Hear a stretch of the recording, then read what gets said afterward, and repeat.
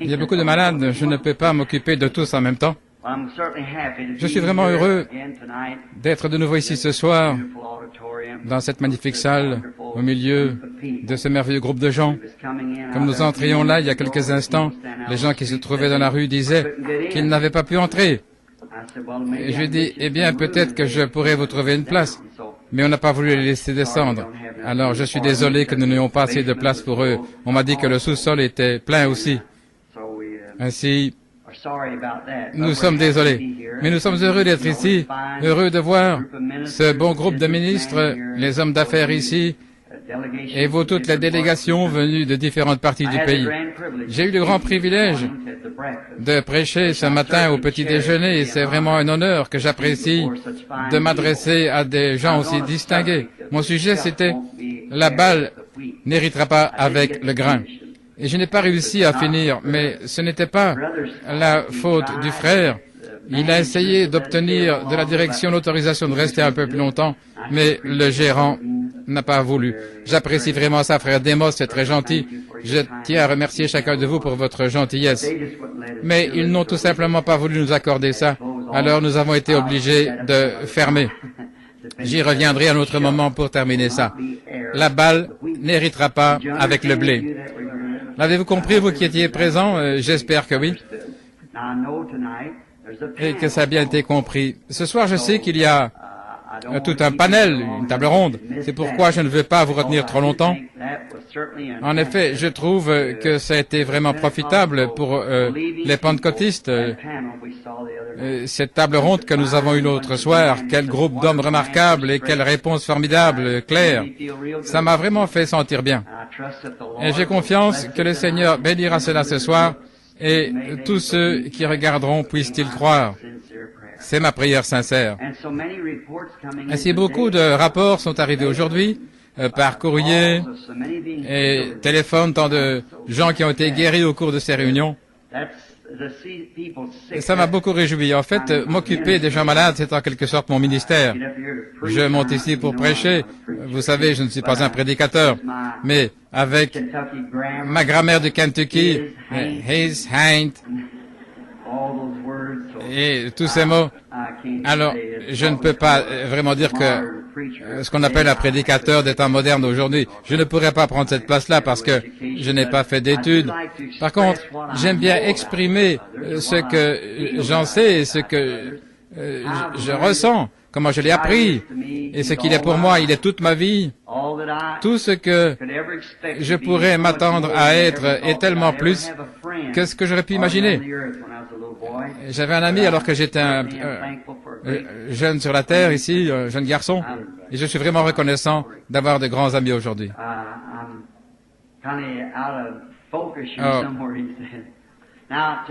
Excusez-moi si on ne m'entend pas bien derrière. Il me dit que je n'ai pas bien réglé mon tir comme il faut. Maintenant, pour entrer directement dans le service, j'aime toujours lire la Bible parce que c'est la parole de Dieu, je le crois. Et je crois qu'elle est la parole infaillible de Dieu. Et maintenant, j'ai quelques passages des Écritures ici que j'ai écrits, quelques notes auxquelles j'aimerais me faire référence pendant quelques instants, peut-être 45 minutes. Et puis nous pourrons sortir à temps pour aller voir à nouveau cette merveilleuse table ronde ce soir. Et j'ai confiance que Dieu continuera de vous bénir jusqu'au bout. Je sais ce que vous devez faire et j'ai encore tout le trajet à faire ici à Tucson en voiture. Ainsi, ça fait 10 heures de route et je vais partir outre-mer et je dois faire vérifier mon vaccin contre la fièvre jaune demain ici. Et je dois me rendre là-bas. Ils ont accepté de reporter mon rendez-vous et il n'est pas question de leur dire non encore une fois. Je dois encore être vacciné contre le tétanos et le typhus et recevoir mes injections de rappel. Je suis très reconnaissant pour cette opportunité et ces bonnes réunions que nous avons eues ici avant la convention, ça a vraiment réjoui mon cœur. Vous êtes un groupe de gens très bien. J'ai confiance que Dieu vous bénira quand la grande heure, ce grand monstre couché là, qui s'est retourné brusquement en Alaska il y a quelques jours, il a de nouveau dressé sa queue ce matin vers l'État de Washington et il pourrait très facilement prendre cette direction. Et si jamais le Saint-Esprit me dit précisément Quelqu'un répond, est-ce que ça va arriver ici, frère Branham? Je ne sais pas. Je ne sais vraiment pas. Et tant que je ne le sais pas, c'est la vérité, je veux toujours être honnête avec vous. Je ne vais pas simplement présumer, prendre n'importe quelle idée ou quelque chose que je crois ou quelque chose comme ça. Quand je vous le dirai, il en sera ainsi. Mais d'abord, il doit me le dire, après quoi je vous le dirai. Je sais que le monde entier est en train d'être ébranlé.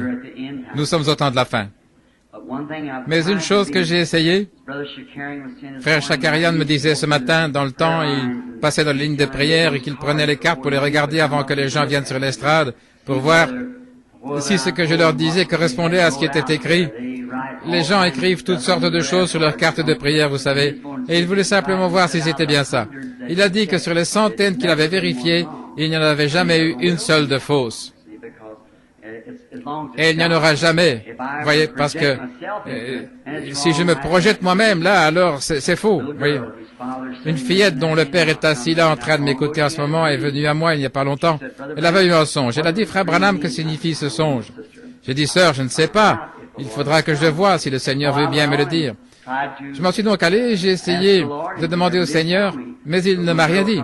La fillette est revenue, elle a dit, eh bien, maintenant, qu'en est-il de l'interprétation de mon songe? Et j'ai dit, viens ici, ma chérie, assieds-toi. J'ai dit, ton père et ta mère sont de très bons amis.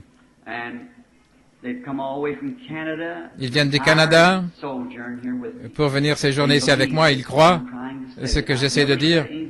Et je n'ai jamais dit quoi que ce faux volontairement dans ma vie. Je crois savoir ce que signifie ce songe, mais tant que je ne verrai pas moi-même ce songe, et que lui ne me dira pas ce qu'il signifie, je ne peux pas te le dire. Vois-tu, si je me contente de faire des suppositions, peut-être qu'à un moment donné, tu auras besoin de moi, et que ce sera une question de vie ou de mort, alors tu ne sauras plus s'il faut me croire ou pas. Si je vous dis quelque chose au nom du Seigneur, ça l'est vraiment, c'est lui qui me l'aura dit. Et jusqu'ici, pendant toutes ces années, dans le monde entier, tout autour du monde, ça n'a jamais été faux, pas une seule fois. Et vous savez bien qu'un être humain ne peut pas être infaillible à ce point-là. Il faut que ce soit l'Esprit de Dieu qui le fasse. Maintenant, j'ai un message dont je suis responsable.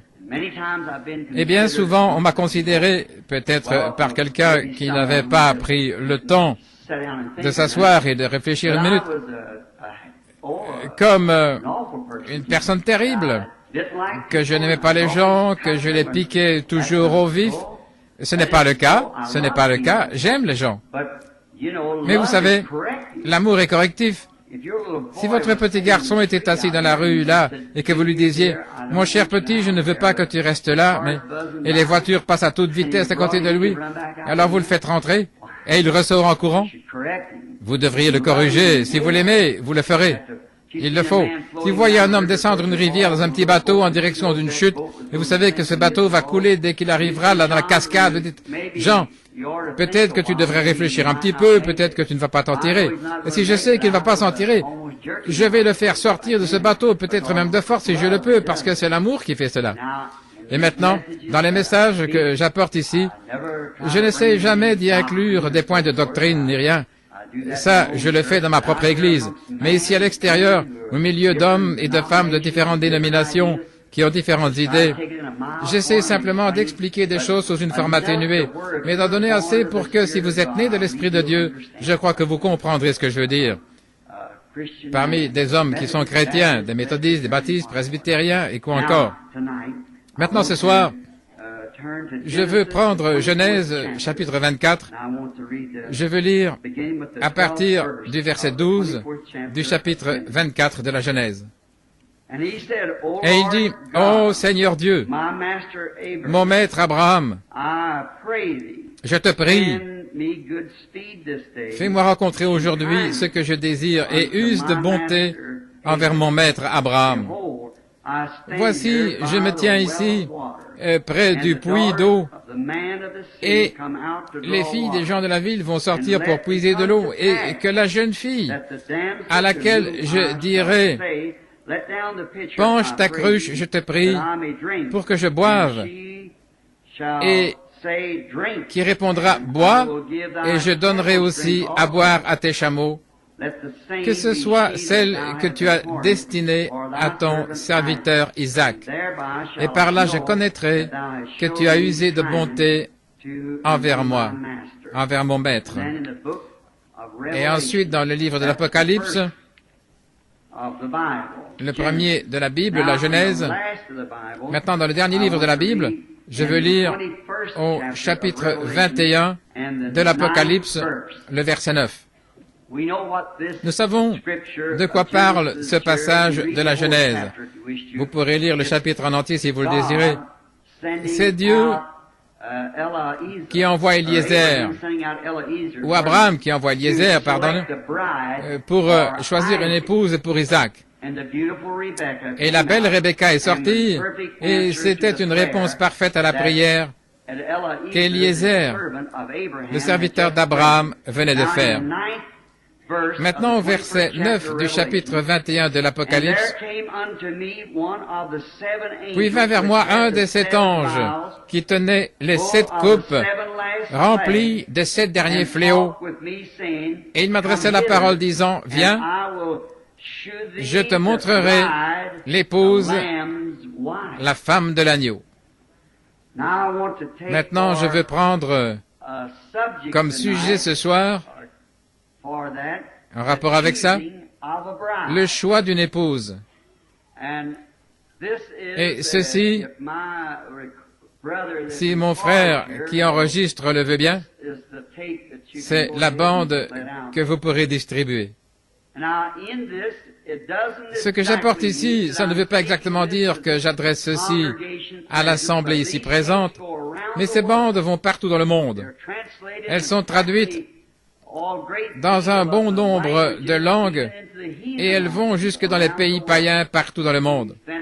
Nous envoyons ces bandes gratuitement grâce à une association de l'Église et elles sont traduites et ces bandes vont partout dans les jungles de l'Afrique et jusqu'en Inde et partout dans le monde, ces bandes. Maintenant, choisir une épouse. Dans bien des domaines de la vie, il nous est donné la possibilité de choisir.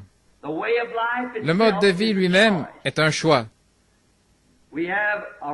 Nous avons le droit de suivre notre propre voie, de choisir notre propre manière de vivre. L'instruction est un choix. Nous pouvons choisir soit de faire des études ou de ne pas faire des études. Nous avons le choix. Le bien et le mal, c'est un choix. Tout homme, toute femme, garçon et fille, doit choisir soit d'essayer de mener une vie droite ou ne pas mener une vie droite. C'est un choix. Le choix est quelque chose d'important. Votre destination éternelle est un choix. Et peut-être que ce soir, certains d'entre vous vont faire ce choix du lieu où ils passeront l'éternité avant la fin du service ce soir. Et il y aura une fois où si vous avez repoussé Dieu bien des fois, il y aura une fois où vous le repousserez pour la dernière fois.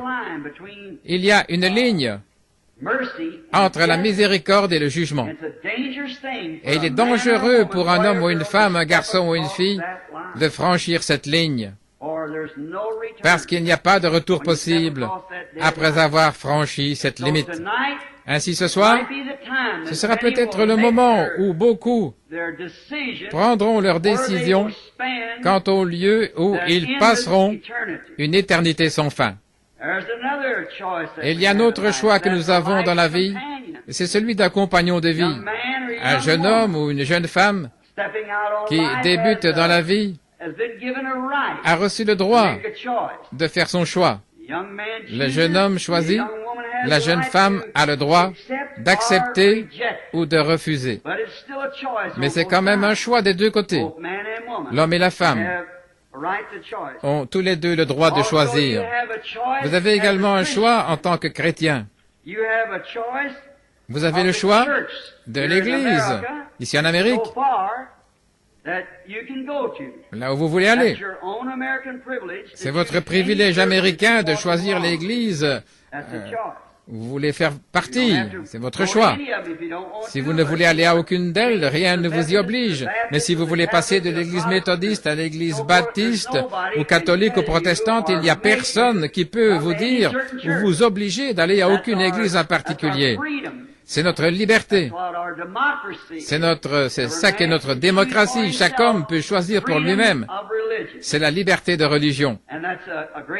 Et c'est une grande chose que Dieu nous aide à la garder aussi longtemps que possible. Vous pouvez aussi choisir. Quand vous choisissez cette église, vous pouvez choisir dans cette église. Si vous choisissez une église qui vous guidera vers votre destination éternelle, vous pouvez choisir une église qui a un certain credo. Vous pensez peut-être que ce credo correspond à ce que vous voulez. Sinon, il y a une autre église qui a son credo à elle. Et puis, il y a la parole de Dieu que vous pouvez choisir. Vous devez faire votre choix. Il y a une loi non écrite parmi nous que nous devons choisir. Je crois que c'est Élie à un moment donné, sur le mont Carmel. Après l'épreuve de force, cette grandeur de la crise à laquelle nous sommes sur le point d'arriver maintenant. Peut-être que ce sera à vous ou à moi ce soir de choisir comme l'expérience du Mont Carmel. Franchement, je crois que ça se passe au niveau mondial maintenant.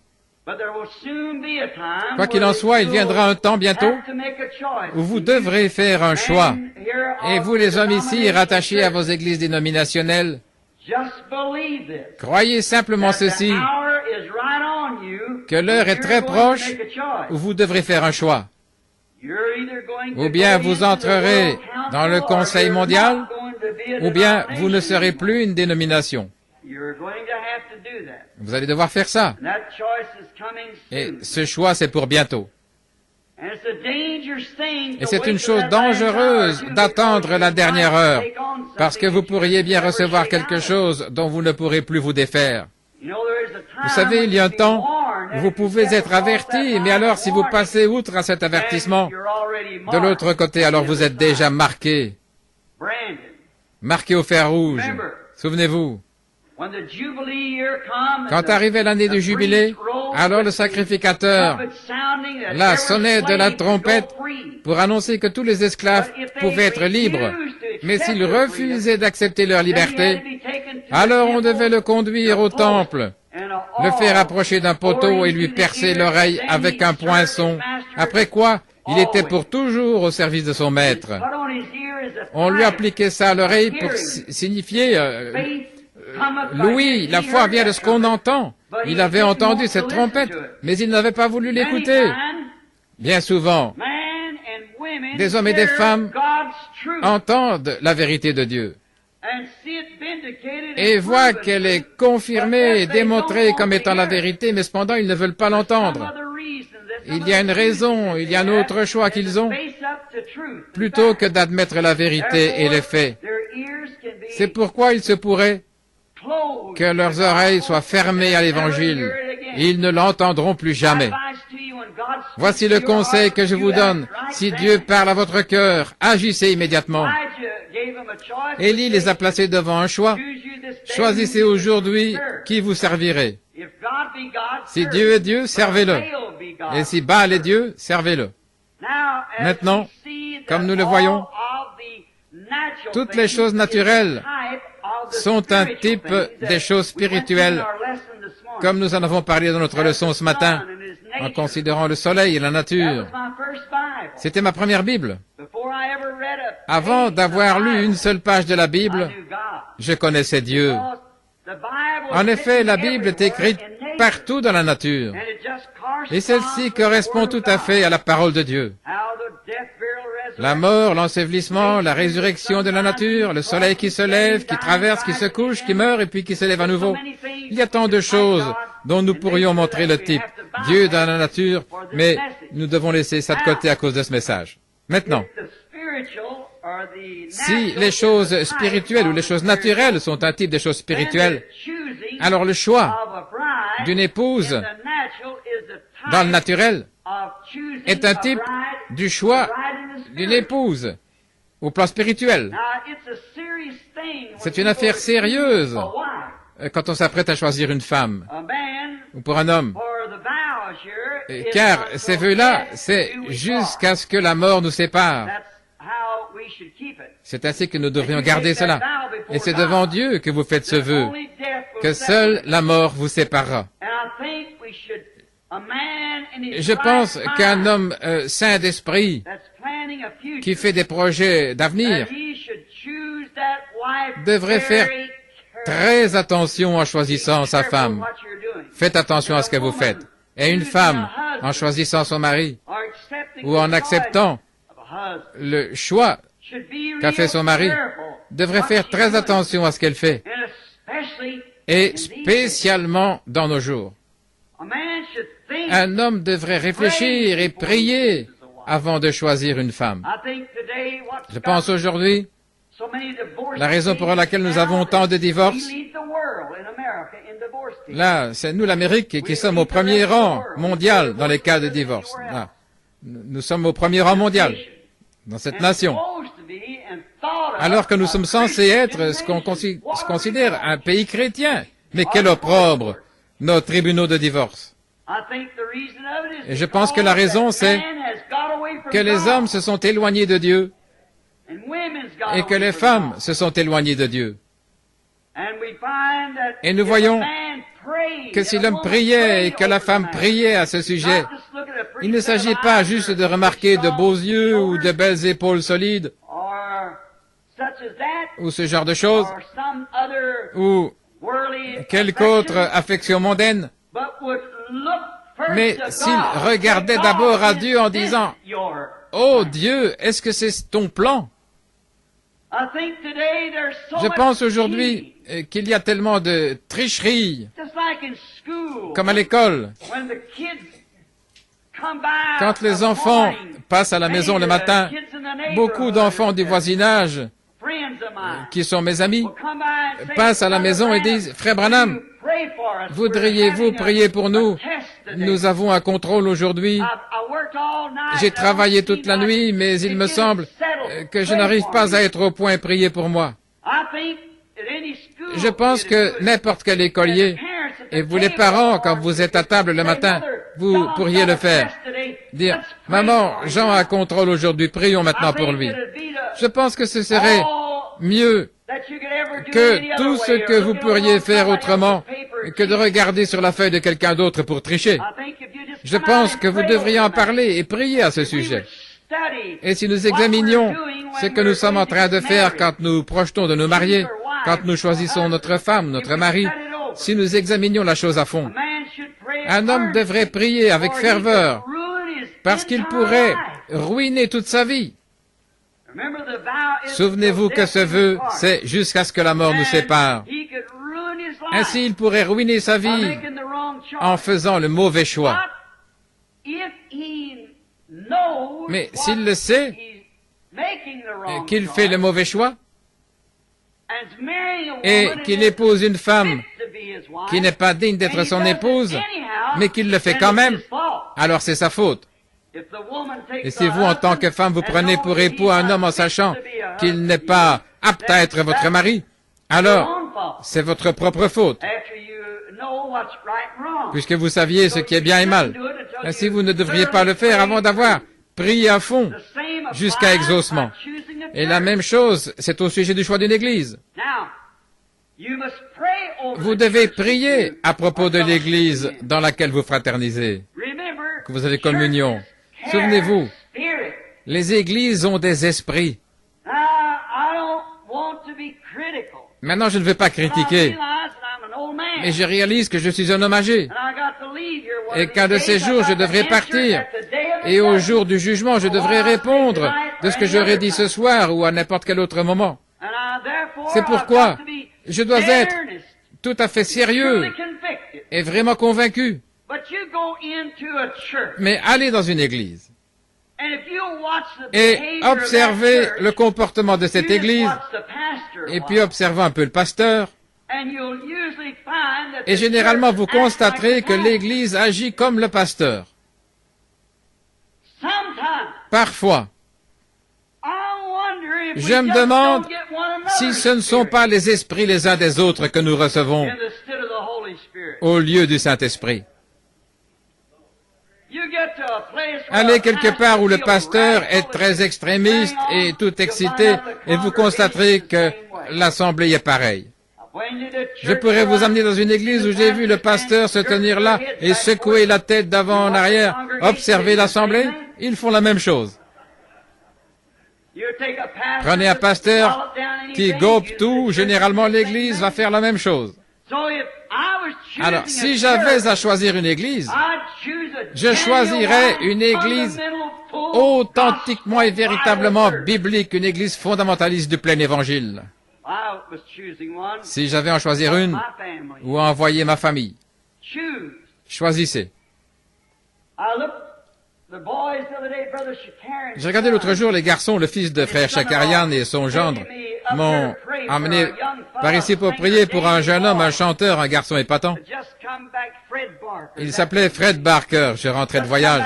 Ils m'ont téléphoné pour me dire que Fred était mourant. Et puis, avant que j'aie pu entrer dans la maison, un autre message est arrivé. Il est peut-être déjà mort. On disait qu'il avait eu une hémorragie cérébrale et qu'il était paralysé et en train de mourir. Et sa femme voulait que je prie pour lui.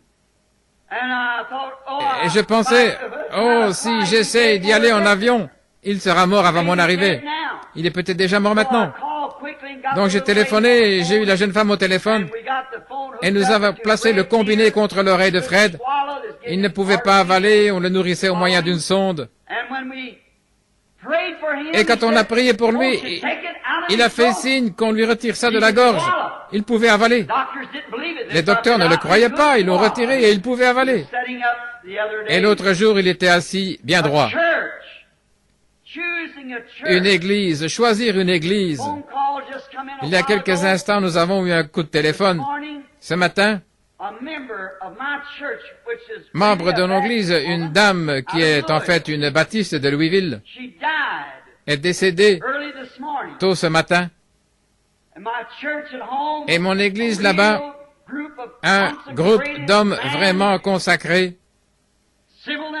se sont réunis et ils se sont rendus sur place avant que les pompes funèbres ne l'embaument. Ils se sont tenus près d'elle et ont prié jusqu'à ce que la vie revienne en elle, et elle est en vie ce soir.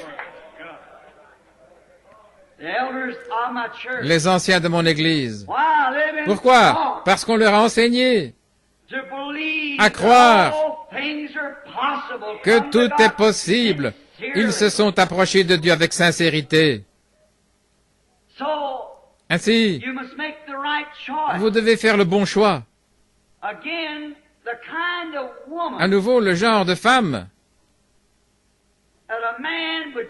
qu'un homme choisira va refléter ses ambitions et son caractère. Si un homme choisit la femme qu'il ne faut pas, ça reflète son caractère. Et ce à quoi il se lie montre ce qu'il y a véritablement en lui. Une femme reflète ce qu'il y a dans l'homme qu'il a choisi pour épouse. Cela montre ce qu'il y a au fond de lui, peu importe ce qu'il déclare. Observez quel genre de personne il a épousé. Je vais dans le bureau d'un homme qui se dit chrétien, et il y a des pin-ups sur tous les murs, et de la musique de boogie-woogie. Peu m'importe ce qu'il dit, je ne crois pas son témoignage, parce que son esprit se nourrit de ces choses du monde. Supposons qu'il épouse une danseuse d'un music hall, ou qu'il épouse une reine du sexe, ou juste une belle riquetta moderne. Ça reflète quelque chose, ça montre l'idée qu'il se fait de son futur foyer, parce que c'est elle qu'il a choisi pour élever ses enfants, et c'est en fonction de ce qu'elle est qu'elle élèvera ses enfants. Donc, ça reflète ce qu'il y a dans cet homme. Un homme qui choisit une femme comme ça montre par là comment il envisage l'avenir. Pourriez-vous imaginer un chrétien qui fasse une chose pareille? Non, monsieur, je ne le pourrais pas. Un vrai chrétien ne cherchera pas ces reines de beauté, ces danseuses de music-hall et ces reines de sexe. Il cherchera un caractère chrétien. Et vous ne pouvez pas tout avoir. Il y aura peut-être une jeune fille qui est vraiment jolie. Et l'autre jeune fille, peut-être, l'autre a une stature plus agréable que celle-ci. Et il vous faudra peut-être sacrifier l'une au profit de l'autre. Par contre, si celle-là n'a pas la stature d'une dame, d'une femme, et peu m'importe si elle soit jolie ou pas, vous feriez mieux de regarder à son caractère, qu'elle soit jolie ou pas.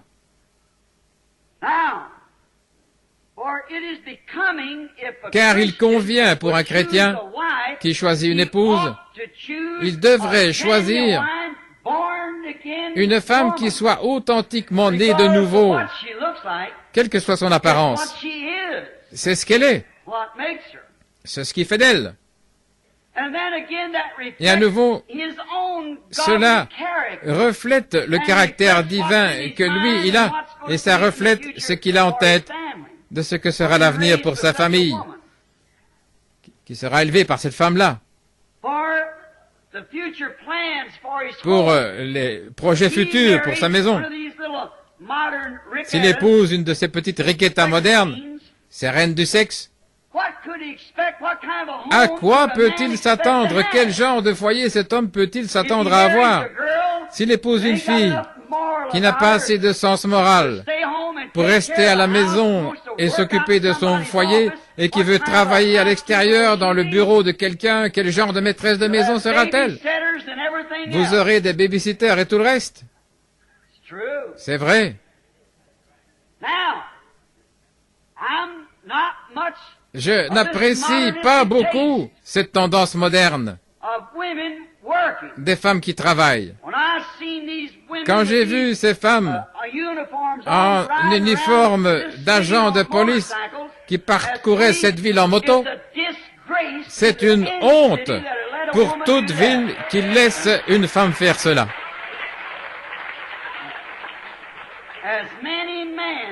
Alors qu'il y a tant d'hommes sans travail. Ça montre la manière moderne de penser de notre ville. Ça montre la dégradation. Nous n'avons pas besoin d'avoir ces femmes là-dehors comme ça. Elles n'ont pas leur place là-dehors comme ça. Dieu a donné une épouse à l'homme et il lui a donné la meilleure chose qu'il puisse après le salut. Mais quand une essayait de prendre la place de l'homme, alors, elle est à peu près la pire chose qu'il puisse avoir. Maintenant, nous pouvons voir l'application spirituelle.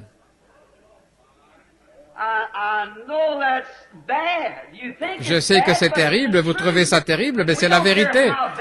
Peu nous importe combien c'est terrible, mais nous devons admettre le fait que c'est ce que la Bible enseigne.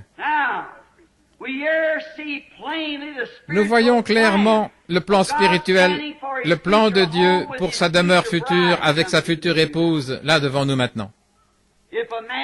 Si un homme épouse une reine du sexe, vous voyez ce qu'il cherche pour l'avenir. Si un homme épouse une femme qui ne veut pas rester à la maison, vous voyez ce qu'il attend de l'avenir. Et ceci peut sembler affreux, mais j'ai envie de le dire, et généralement, si j'ai envie de dire quelque chose, c'est ce que je devrais faire. Et c'est habituellement la manière de Dieu de faire. J'accompagnais un propriétaire de ranch avec lequel je travaillais et il allait acheter du bétail. Et j'ai remarqué que ce vieil homme regardait toujours la tête de la génisse bien en face avant de faire une offre. Alors il lui tournait la tête, il la regardait plusieurs fois. Je le suivais, je l'observais. Il la regardait de haut en bas. pour voir si son apparence convenait, sa stature. Et après, il la regardait bien en face. Et parfois, il secouait la tête et s'en éloignait. Et j'ai dit, Jeff, je voudrais te demander quelque chose. Il dit, vas-y, Bill. J'ai dit, pourquoi regardes-tu toujours cette vache bien en face? Il dit, elle a l'air de convenir, c'est une bonne vache bien grasse. Il a dit, je dois te dire, mon gars, tu as encore beaucoup de choses à apprendre. Et je l'ai réalisé après ce qu'il m'a dit. J'ai dit, il a dit, peu importe qu'elle soit bien bâtie, elle aura être bien en chair jusqu'au sabot.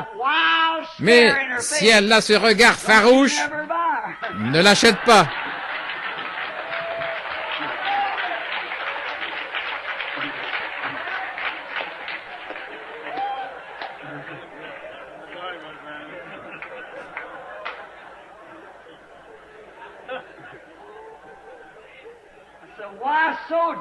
J'ai dit pourquoi, Jeff?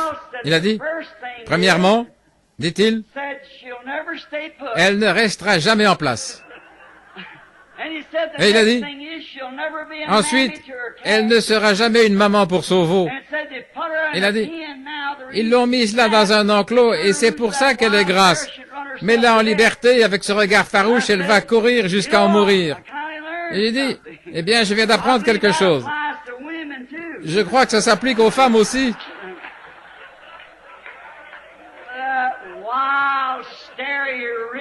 Ce regard farouche comme une riquetta, tu ferais mieux de ne pas t'approcher d'elle, mon garçon. Tout ce truc bleu qu'elle a au-dessus des yeux. Je ne voudrais pas ça. Je ne pense pas que ça soit convenable pour une chrétienne. Peu m'importe que la télévision et les journaux disent que c'est beau. C'est le spectacle le plus hideux, le plus affreux que j'ai jamais vu de ma vie. La première fois que j'ai vu ça, c'était à la cafétéria Clifton un matin, au petit déjeuner. J'ai vu quelques-unes de ces jeunes filles qui s'approchaient. Frère Hagenbright venait d'arriver, et moi aussi. Il était descendu à l'étage inférieur, et j'ai vu une jeune fille qui entrait, et je me suis dit, eh bien, je ne sais pas, je n'ai jamais vu ça. On aurait dit qu'elle était en décomposition, vous savez. Je ne dis pas ça pour être drôle, vous savez. J'ai vu la lèpre, je suis un missionnaire. J'ai vu toutes sortes de difformités, de maladies. J'allais m'approcher de cette jeune femme pour lui dire, je suis un ministre, je prie pour les malades. Est-ce que vous aimeriez que je prie pour vous? Je n'avais jamais rien vu comme ça. Et puis en voici 2 ou 3 autres qui entrent comme ça. Alors j'ai reculé, j'ai attendu. Et frère Hagenbright est venu, alors je lui ai dit, frère Hagenbright, il se peut qu'il soit ici. J'ai dit, quel est le problème avec cette femme? Il dit, ah, c'est de la peinture, c'est du fard. J'ai dit, oh là là. Je pensais qu'on devrait les garder dans une maison de pestiférés, vous savez, pour éviter que ça se transmette à d'autres femmes. Mais vous savez, vous devez projeter, regarder, prier quand vous devez choisir. Car nous voyons par ceci la parole de la promesse. Elle, l'épouse qu'un homme choisira, va refléter son caractère à lui. Cela reflète ce qu'il y a en lui. Pourriez-vous imaginer un homme rempli du Saint-Esprit qui prend une femme comme ça? Je ne vois pas ça, frère. Peut-être que je suis un vieux grincheux, mais vous savez, je ne peux pas comprendre ça. Remarquez. Car ça va refléter ce qu'il y a en lui. C'est elle qui va l'aider à fonder son foyer futur. Alors revenons maintenant un instant au côté spirituel. Quand vous voyez une église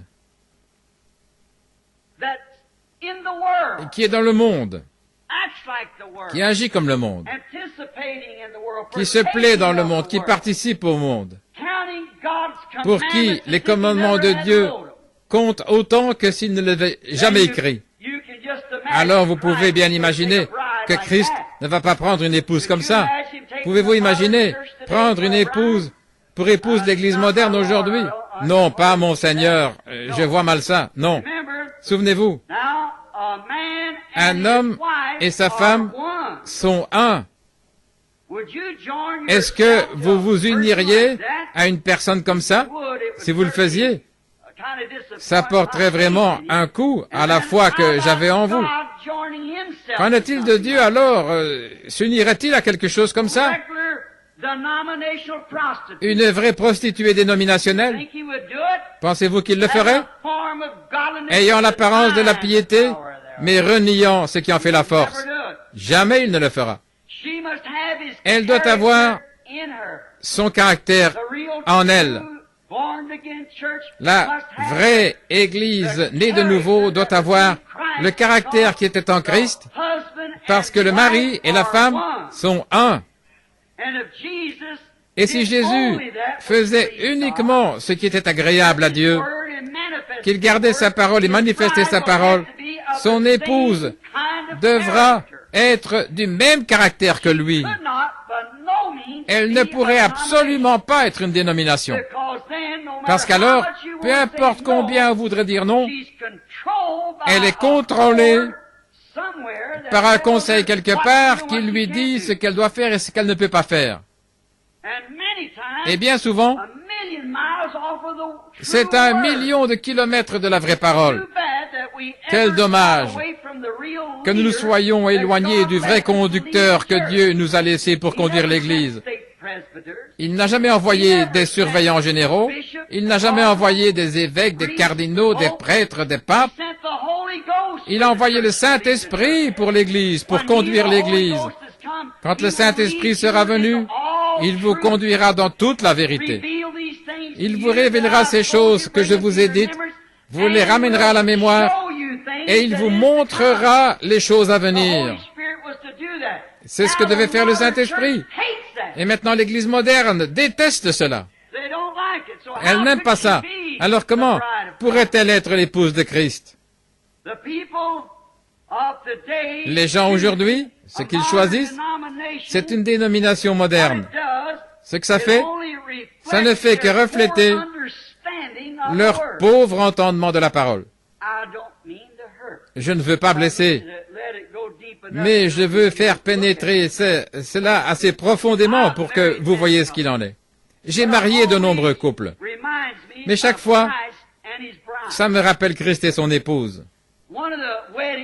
L'un des mariages que j'ai célébré il y a quelque temps, c'est quelque chose qui a été marquant dans ma vie, il y a plusieurs années de ça. J'étais alors un jeune ministre. Mon frère travaillait pour les travaux publics, je ne sais pas si vous vous souvenez, quelqu'un qui soit aussi vieux que moi. C'était un projet du gouvernement. Et mon frère y travaillait. C'était à une trentaine de miles. Il creusait des lacs dans le cadre d'un projet de protection de l'environnement. Et il y avait un garçon qui travaillait avec lui là-bas. Il venait d'Indianapolis, à une centaine de miles au nord de Jeffersonville, là où j'habite, où j'habitais plutôt. Et il a dit à mon frère, Doc, il a dit, je vais me marier si seulement je peux avoir assez d'argent pour payer le prédicateur. J'ai assez d'argent pour me payer mon certificat, mais je n'ai pas assez d'argent pour payer le prédicateur. Et Doc a dit, eh bien mon frère est un prédicateur, et il pourrait accepter de vous marier, et il ne fait jamais payer de gens pour ce genre de choses. Il lui a dit, voudrais-tu lui demander s'il accepterait de me marier? Et ce soir-là, mon frère me l'a demandé, et j'ai dit, s'il n'a jamais été marié avant, ni l'un ni l'autre, et que tout est en ordre, il a dit, bon, d'accord, je vais lui demander. Ainsi, le samedi suivant, ce garçon est venu. C'est toujours merveilleux pour moi de repenser à ça. Par un après-midi pluvieux, une vieille Chevrolet, dont les phares tenaient avec du fil de fer, s'est arrêtée là, devant la maison. C'était peu de temps après que j'avais perdu ma femme. Je vivais en célibataire dans 2 petites pièces. Et Doc était là avec moi en train de les attendre. Alors un garçon est sorti de la voiture, à mon avis, il n'avait vraiment pas l'air d'un futur marié. Et je pense que n'importe qui aurait été du même avis. J'aurais pu acheter une assez bonne paire de chaussures pour $1,50 et la paire qu'il portait était bien usée et il flottait dans son pantalon. Il portait une vieille chemise en velours de coton. Je ne sais pas si ceux d'entre vous, les plus âgés, se souviennent. On aurait dit qu'elle avait passé dans une machine à laver sans avoir été rincée. Elle était pleine de traînées et attachée comme ceci, le coin relevé. Et une jeune fille est sortie de l'autre côté de la voiture. Elle portait une petite robe à carreaux. Je me suis trompé en mentionnant ce tissu-là. Vichy, je pense que c'est comme ça que ça s'appelle. Oh, je l'ai dit encore une fois de travers. Elle est sortie de la voiture. Ils ont monté les marches. Et quand ils sont entrés, la pauvre petite, je pense que c'est tout ce qu'elle avait. Elle portait une jupe, pour ainsi dire, pas de souliers. Elle était descendue d'Indianapolis en autostop. Ses cheveux lui descendaient dans le dos. Elle avait des genres de longues tresses qui lui descendaient dans le dos. Elle me semblait très jeune. Je lui ai dit, « Est-ce que vous êtes en âge de vous marier ?» Elle a dit, « Oui, monsieur. » Elle a dit, « J'ai l'autorisation écrite de mon père et de ma mère. » Elle a dit, « Il a fallu que je la montre ici au palais de justice pour recevoir mon certificat. » J'ai dit, « Très bien. » Et j'ai dit, « J'aimerais vous parler un petit peu. » Avant de célébrer ce mariage, ils se sont assis. Le garçon parcourait la pièce des yeux, il avait vraiment besoin d'une coupe de cheveux. Il regardait partout, il ne m'écoutait pas. J'ai dit, mon garçon, je veux que tu écoutes bien ce que je dis. Il a dit, oui, monsieur. J'ai dit, est-ce que tu aimes cette jeune fille? Il a dit, oui, monsieur, je l'aime. Et vous, est-ce que vous l'aimez? Oui, je l'aime. Et j'ai dit, est-ce que vous avez un endroit pour l'emmener une fois que vous serez mariés? Il a dit, oui. J'ai dit, très bien. Maintenant, je vais poser quelque chose. Si j'ai bien compris, vous travaillez ici au projet des travaux publics. Il a dit oui. Ça lui donnait $12 par semaine. Est-ce que vous pensez arriver à pourvoir à ses besoins? Il a dit, je ferai tout ce que je peux. Et j'ai dit, eh bien, c'est très bien. Et alors j'ai dit, et s'il perd ce travail, sœur, qu'est-ce que vous allez faire? Vous allez retourner en courant à la maison chez papa et maman? Elle a dit non, monsieur, je vais rester avec lui. Et vous, monsieur, si vous avez 3 ou 4 enfants et rien pour les nourrir et vous n'avez pas de travail, est-ce que vous allez la renvoyer? Il a dit non, je vais continuer à lutter, on va se débrouiller. Je me suis senti tout petit, j'ai vu qu'ils l'aimaient vraiment, ils s'aimaient l'un l'autre. Je les ai mariés. Ensuite, je me suis demandé où il l'avait emmené. Quelques jours plus tard, j'ai demandé à mon frère Doc, Van New Albany, là, une petite ville au-dessus de chez nous.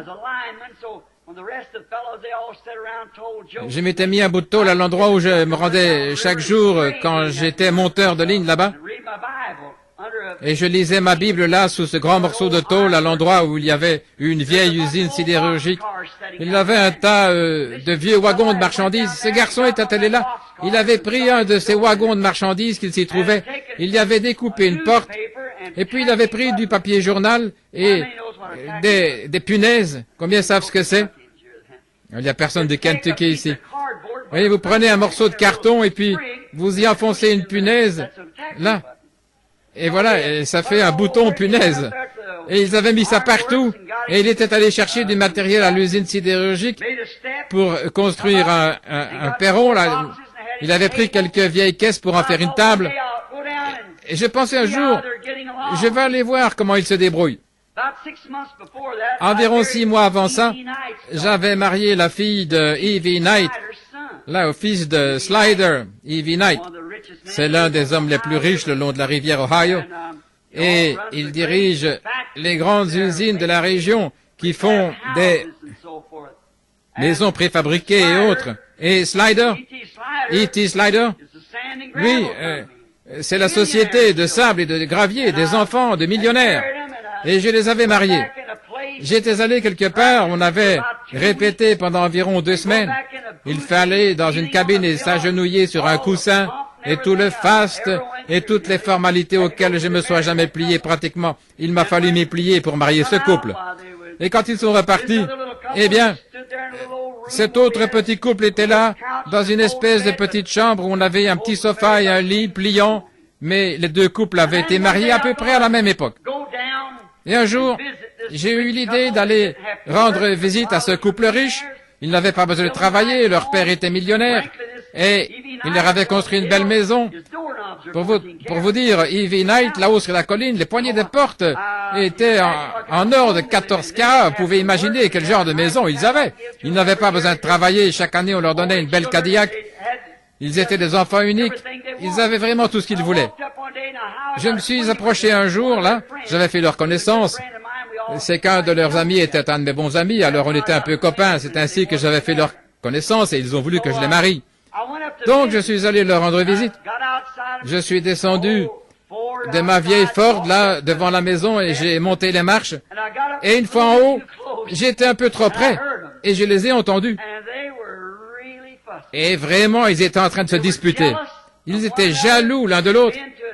Ils étaient allés danser, c'était une très jolie fille. Et elle était un peu comme une de ces reines de beauté. Elle avait remporté de nombreux prix dans la région et gagné entre autres des voitures et d'autres choses pour avoir été une reine de beauté. Je le regardais. Et l'un était assis dans un coin et l'autre dans l'autre. Ils se disputaient au sujet d'un garçon avec lequel elle avait dansé ou une certaine fille. Quand je me suis approché, ils se sont levés d'un bond. Ils se sont attrapés l'un l'autre, ils se sont pris par la main, ils se sont dirigés vers la porte. Oh, allô, ça va, frère Branham? Comment allez-vous? J'ai dit très bien. Et vous, comment allez-vous? Et il a dit, oh, nous sommes très heureux, n'est-ce pas, chérie? Elle a dit, oui, chérie. Là, vous voyez, là, c'est quelque chose qui n'est pas réel. C'est du faux semblant. Vous ne pouvez pas vous réchauffer devant la peinture d'un feu comme certaines de ces églises qui essayent de faire une peinture de la Pentecôte en présentant quelque chose qui est arrivé il y a 1000 ans ou 2000 ans. Voyez-vous, vous ne pouvez pas vous chauffer devant la peinture d'un feu. La Pentecôte est aussi réelle aujourd'hui qu'alors, voyez-vous. Alors le feu continue à tomber, le véritable feu. Alors, ils étaient là. Je ne voudrais pas vivre comme ça. Oh, je me suis dit, là, en bas, de l'autre côté de la falaise, près de la rivière, c'est là où il y a cet autre couple. Je me suis dit, un samedi après-midi, je pense aller faire un saut pour voir comment ils allaient. Alors, mon visage était sale, je portais une salopette et mes outils étaient sur moi et je me suis dit, je vais aller les surprendre. Je suis arrivé discrètement, comme si j'étais en train de vérifier si des isolateurs avaient été endommagés ou pas par la foudre. Je marchais le long de la ligne téléphonique, là, le long de la rivière. Et devant eux, la vieille Chevrolet était là. C'était environ 1 an plus tard, après les avoir mariés. Et la porte était ouverte et je les entendais parler. On dirait un hypocrite, mais je me suis approché assez proche pour les entendre, voir ce qu'ils disaient. Je suis resté là. Je voulais savoir moi-même. J'aime le savoir. J'aime me renseigner. C'est ce que je fais avec la parole de Dieu. Est-elle la vérité ou n'est-elle pas la vérité? Tiendra-t-il sa parole ou ne tiendra-t-il pas sa parole? S'il ne tient pas sa parole, alors il n'est pas Dieu. Voyez-vous, s'il tient sa parole, il est Dieu. Ainsi, je voulais savoir comment ils allaient. Je me suis approché tout doucement le long du mur et je l'ai entendu dire, « Oh chérie, j'aurais tellement voulu t'acheter ça. » Elle a dit, « Allons, mon chéri. » Elle a dit, « Cette robe-ci, c'est très bien. » Elle me convient tout à fait. J'apprécie ça qu'elle dit. Je me suis glissé plus près pour pouvoir regarder par la fente, là, par la porte du wagon de marchandises. Et il était là. Et elle était assise sur ses genoux. Il avait passé son bras autour d'elle et elle autour de lui. Et il avait un vieux chapeau à large bord par lequel il avait fait un petit trou sur le dessus. Et il avait tout aplati, il avait versé son salaire, il était en train de l'étaler sur la table. Et il disait, autant pour l'épicerie, et autant pour l'assurance, et autant pour la voiture. Et il n'arrivait pas à joindre les deux bouts. Et j'ai compris qu'il avait vu une petite robe dans une vitrine là-bas. Et ça faisait quelques semaines qu'il la regardait, et elle coûtait $1 et quelques. Et il voulait l'acheter. Il disait, eh bien chérie, elle tirait bien.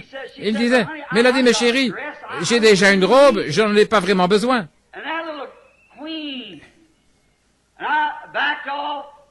Et cette petite reine, j'ai reculé, j'ai levé les yeux, et je voyais la flèche au sommet de l'autre maison. Je me suis tenu là et j'ai regardé pendant quelques minutes. Et je me suis dit, qui est l'homme riche? Et je me suis dit, si toi, Bill Branham, si tu avais à choisir l'un de ces endroits, où irais-tu? Pour moi, je ne prendrais pas cette beauté au sommet de la colline, mais je prendrais ce caractère ici. Une vraie femme d'intérieur, quelqu'un qui m'aime et qui reste avec moi. Quelqu'un qui essaie de bâtir un foyer, pas quelqu'un qui vous saigne pour toutes sortes de toilettes et de parures, mais quelqu'un qui est avec vous, qui est une partie de vous. Je n'ai jamais oublié ça. L'un avait choisi une beauté et l'autre a choisi le caractère. Et voilà la seule manière de choisir. Regardez d'abord le caractère. Et ensuite, si vous l'aimez, c'est parfait. Remarquez, le premier Adam de Dieu n'a pas eu la possibilité de choisir sa femme. Il n'a pas eu le choix. Dieu lui en a fait simplement une. Et il n'a pas pu la choisir. Alors nous voyons qu'elle l'a détourné de la parole de Dieu. Il n'a pas eu la possibilité de prier à ce sujet. Ce n'est pas comme vous et moi. Il n'a pas eu le choix. Et en faisant cela, elle l'a détourné de sa position correcte de fils de Dieu. Et elle l'a fait en lui montrant une manière de vivre plus moderne, quelque chose qu'il n'aurait réellement pas dû faire. Mais son caractère a montré qu'elle avait tort. Ses motifs, ses objectifs n'étaient pas corrects. Et elle a réussi à le convaincre par son raisonnement que la nouvelle lumière moderne qu'elle avait trouvée, mais qui était contraire à la parole de Dieu, était une meilleure manière de vivre. Combien de femmes aujourd'hui, et vice-versa, d'hommes, vont arriver à éloigner de Dieu une brave femme, ou éloigner de Dieu un brave homme, en cherchant à lui dire, cette religion, mon garçon, toi qui es pentecôtiste, cette religion, ils disent, oh, c'est démodé, c'est vieux jeu, ne crois pas ça. Vous feriez mieux de prier fort avant d'épouser cette fille-là. Peu m'importe si elle est jolie. C'est la même chose pour l'homme. Elle a réussi à le convaincre d'abandonner la volonté de Dieu et l'a poussé à faire quelque chose qu'il n'aurait pas dû faire, ce qui a entraîné la race humaine tout entière dans la mort. C'est pourquoi la Bible lui interdit d'enseigner, de prêcher ou de manier la parole de Dieu, de quelque manière que ce soit. Je sais, sœur, vous êtes nombreuses à dire, le Seigneur m'a appelé à prêcher. Je ne vais pas argumenter avec vous, mais je vous dirai que la parole dit que vous ne devriez pas le faire. Elle n'enseignera pas, ni ne prendra aucune autorité, mais elle devra demeurer dans le silence. Eh bien, direz-vous, le Seigneur m'a dit de le faire. Je n'en doute pas. Avez-vous entendu mon message l'autre soir au sujet de Balaam? Balaam a reçu la première décision de Dieu. Ne le fais pas. Mais il a continué à folâtrer jusqu'à ce que finalement Dieu lui dise d'aller de l'avant. Il se peut que Dieu vous permette de prêcher. Je ne dis pas qu'il ne l'a pas fait, mais ce n'est pas conforme à sa parole originelle et à son plan. Car elle doit être soumise, comme le dit aussi la loi, c'est vrai. Par conséquent, elle n'est pas censée le faire. Maintenant, remarquez encore.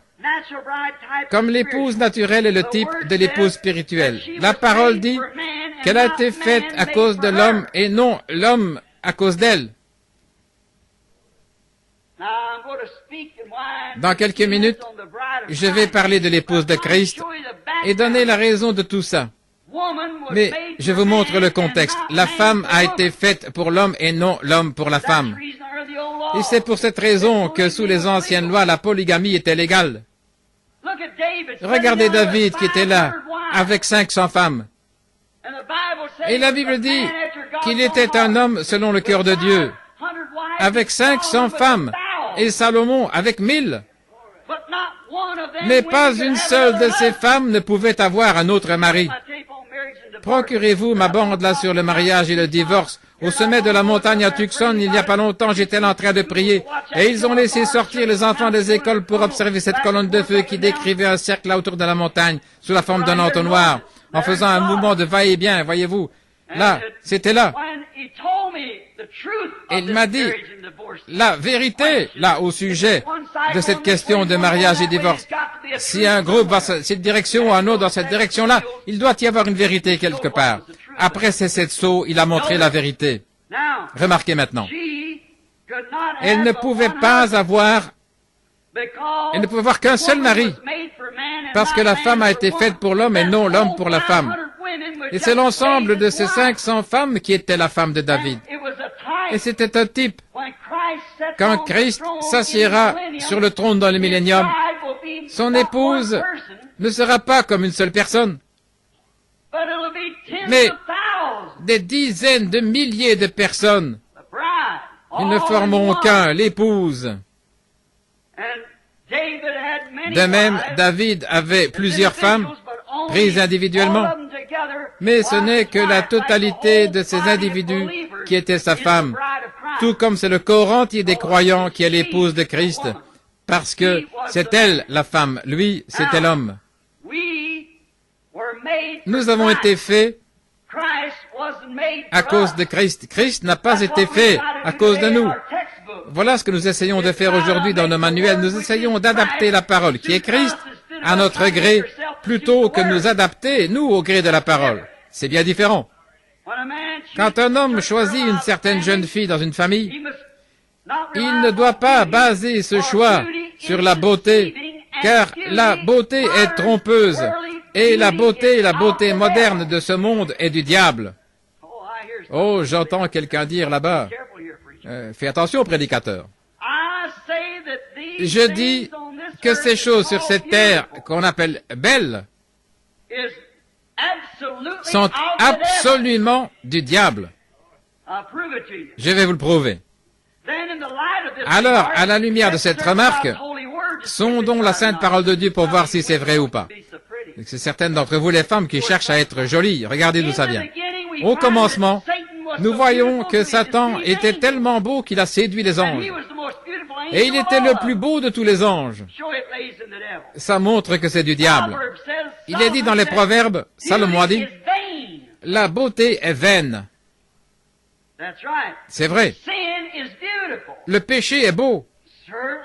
Certainement qu'il l'est, il est attirant. Je voudrais vous poser une question et vous dire quelque chose. Je veux que vous soyez attentifs. De toutes les espèces dans le monde, les oiseaux, les animaux, nous voyons dans la vie animale, chez tous à l'exception de la race humaine, c'est le mâle qui est beau et pas la femelle. Pourquoi ça? Regardez le cerf, ce grand mâle magnifique avec ses bois, et la petite biche qui n'a pas de bois. Regardez le coq et la petite poule tachetée, et le gros coq aux plumes magnifiques. Regardez l'oiseau mâle et l'oiseau femelle. Regardez le canard colvert et sa femelle. Voyez? Et il n'y a pas une seule espèce au monde qui soit conçue, qui puisse tromper autant et s'avilir autant que la femme. Maintenant, sœur, ne vous levez pas pour sortir. Attendez un peu jusqu'à ce que nous ayons entendu la fin. Il n'y a rien, aucune autre femelle que la femme qui puisse être immorale. Vous appelez une chienne une coureuse, vous appelez une truie une cochonne, mais moralement, Elles ont plus de moralité que la moitié des vedettes de cinéma par ici. Elles ne peuvent pas faire autrement qu'être morales. Et c'est chez la femme qu'il y a eu un changement en vue de la perversion. C'est vrai. Voyez-vous où sa beauté l'amène? Voilà pourquoi, aujourd'hui, nous constatons que la beauté des femmes augmente. Prenez Pearl O'Brien.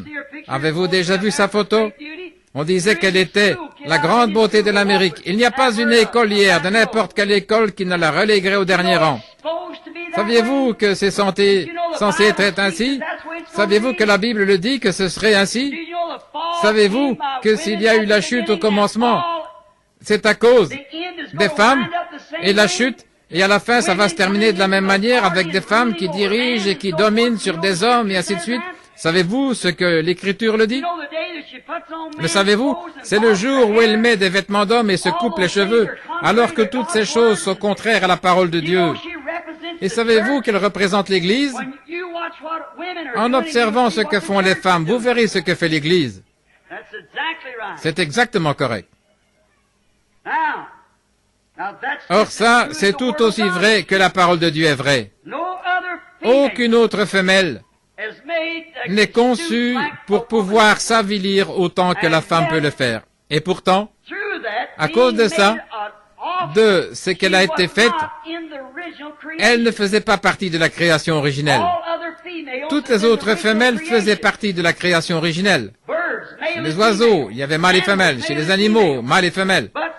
Mais chez les humains, Dieu a seulement fait un homme. Et il a retiré quelque chose de lui, et la femme est un produit annexe de l'homme, parce que Dieu n'a pas institué une telle chose. Sondez les Écritures. C'est tout à fait vrai. Dieu, non monsieur.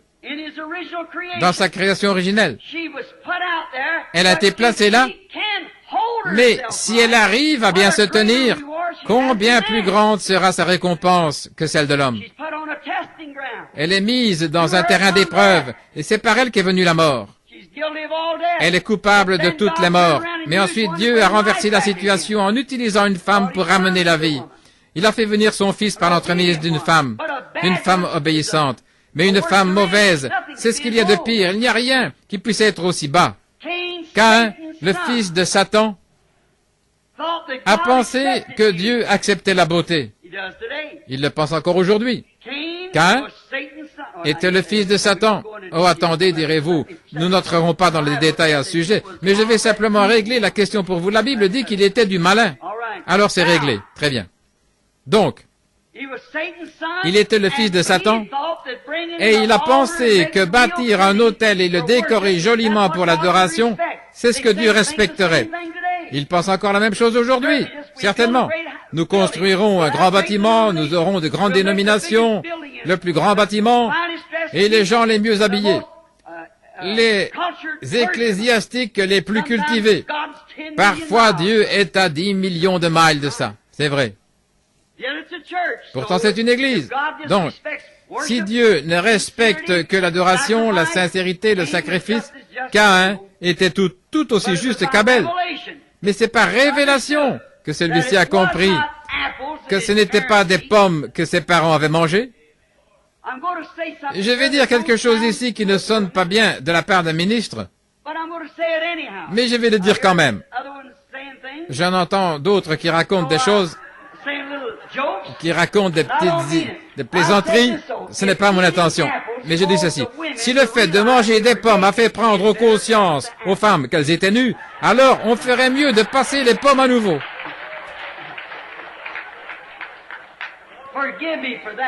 Pardonnez-moi pour ça. Mais c'était juste pour faire diversion. Je vous ai mis sous tension ici en parlant des femmes et tout. Je veux vous décontracter une minute en prévision de ce qui va venir.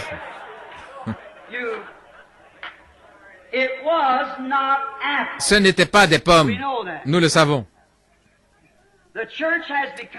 L'Église, de nos jours, avec ses réalisations, est devenue, comme c'est le cas avec toutes les autres réalisations humaines, elle est en train de devenir scientifique. Ils essayent d'en faire une Église scientifique en utilisant des images et des grands clochers pour attirer. Quel dommage que les pentecôtistes se soient retrouvés dans cette même ornière.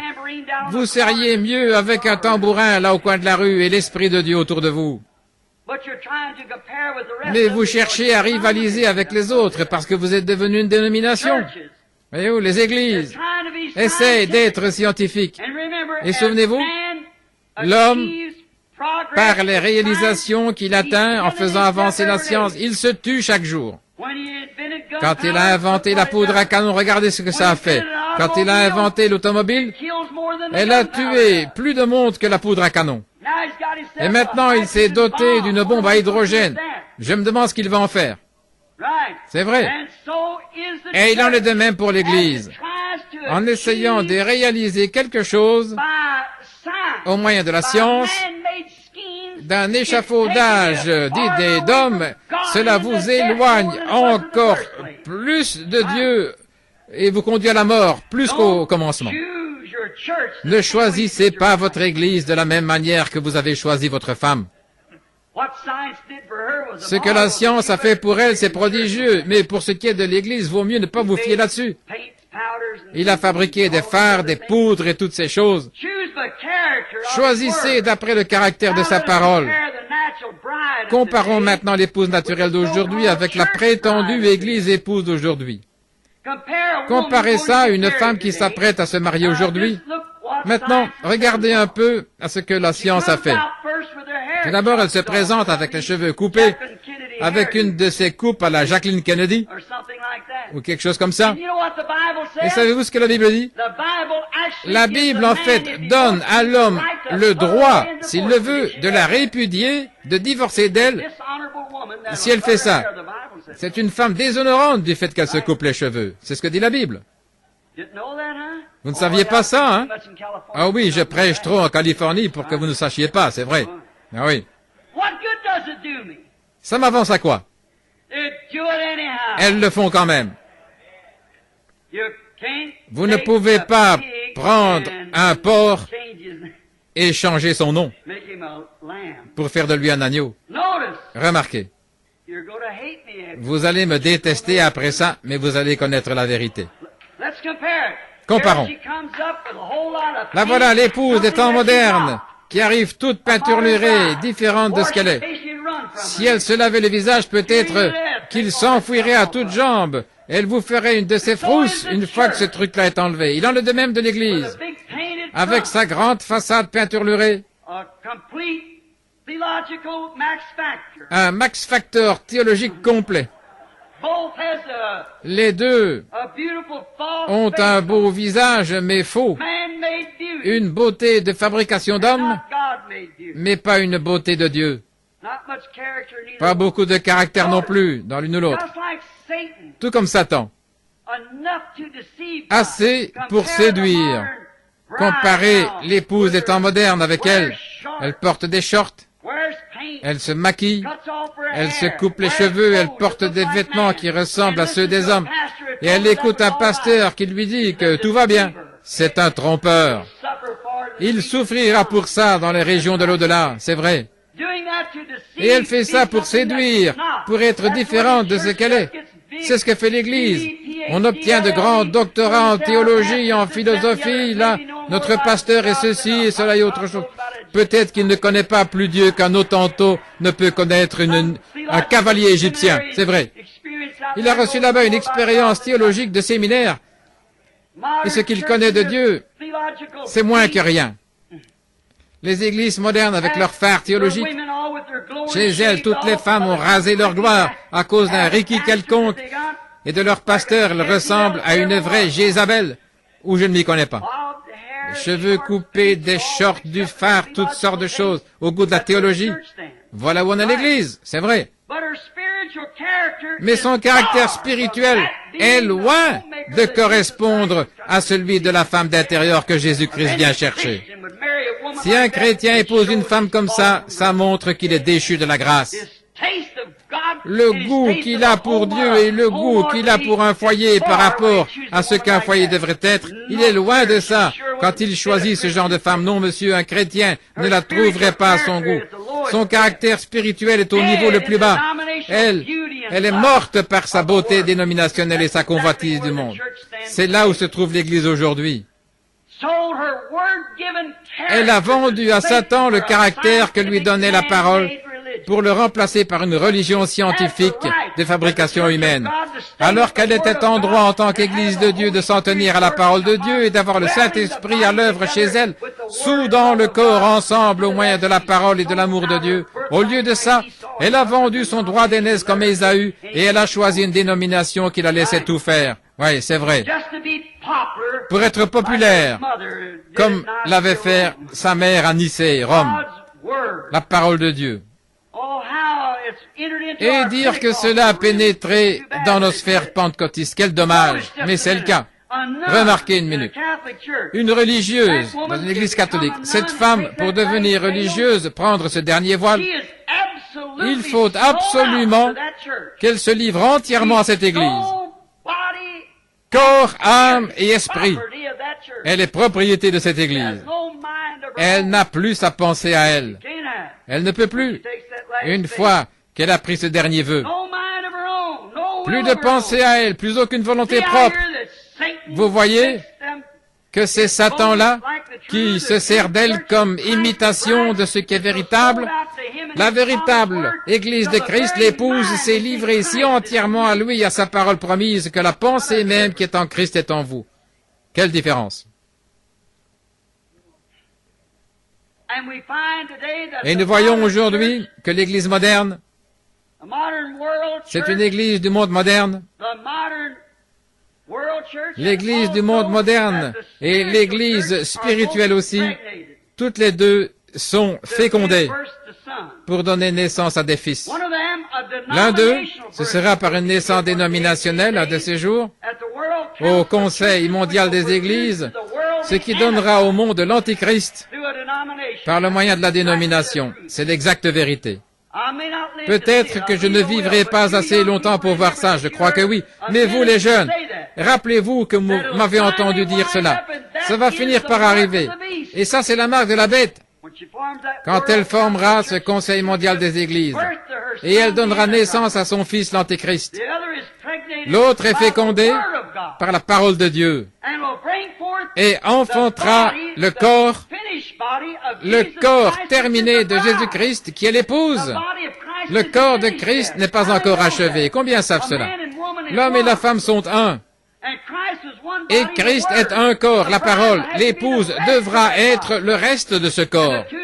Et les deux ensemble forment de nouveau le corps unique, comme c'était le cas d'Adam au commencement.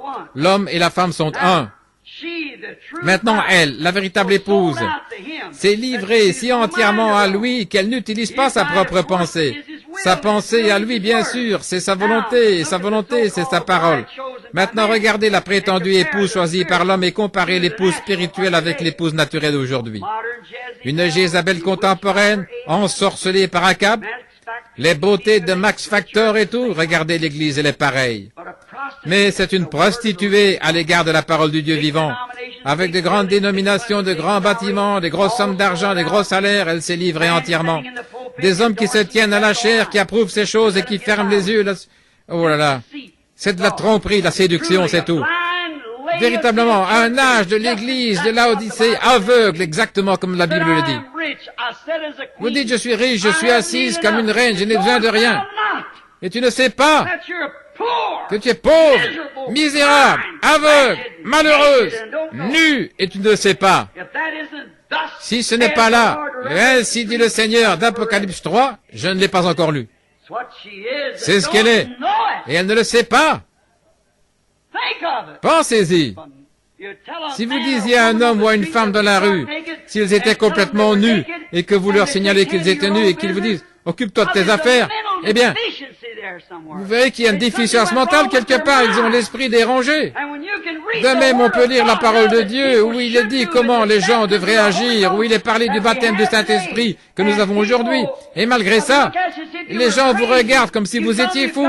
Vous leur dites, qu'il faut qu'ils naissent de nouveau, qu'il faut qu'ils croient à la Bible. Et ils disent, c'est une fable juive pour il y a des années, et c'est notre Église qui a le chemin.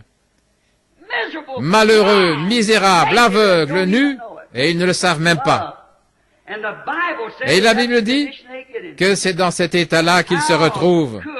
Comment donc un vrai prophète pourrait-il ne pas voir ça? Je ne sais pas. C'est en train de s'infiltrer dans toutes nos églises. C'est la tendance moderne. Voyez-vous, cette vieille prostituée et ses filles d'Apocalypse 17, qui est en train de donner aux pauvres, aveugles, misérables, sa doctrine théologique contraire à la parole de Dieu.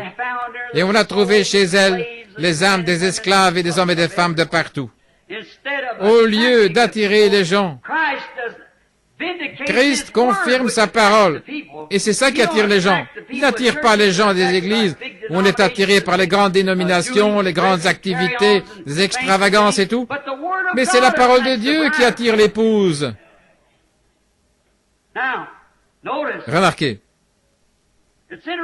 Il est intéressant de remarquer que l'Église cherche à attirer l'attention des gens par de belles soutanes et des chorales en grande tenue, des femmes aux cheveux coupés et au visage fardé. Et elles chantent comme des anges, et elles mentent comme des démons. Et ça sort toute la nuit à une espèce de soirée dansante et ils trouvent ça tout naturel.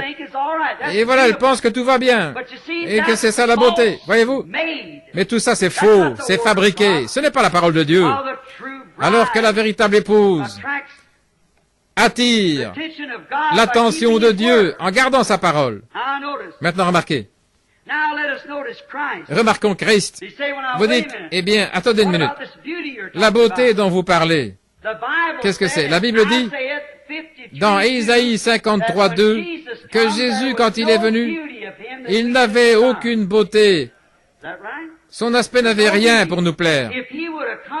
S'il était venu comme Satan aujourd'hui, revêtu de la beauté mondaine, les gens auraient accouru vers lui et l'auraient accepté comme le font l'Église aujourd'hui. Ils l'auraient cru, l'auraient reçu, comme ils le font avec Satan aujourd'hui. Certainement.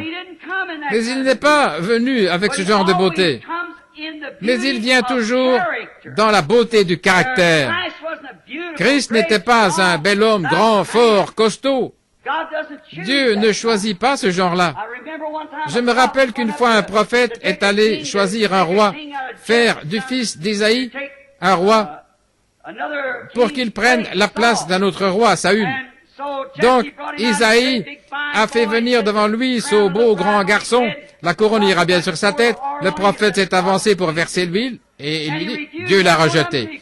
Et il a rejeté chacun d'eux jusqu'à ce qu'il arrive à un petit gars au teint rosé, aux épaules tombantes, et c'est sur lui qu'il a versé l'huile, il a dit, Dieu l'a choisi. Nous choisissons d'après ce que nous voyons, mais Dieu par le caractère. Le caractère, il n'y a jamais eu un caractère comme Jésus-Christ. C'est ce qui vit en vous, et le manifeste, lui.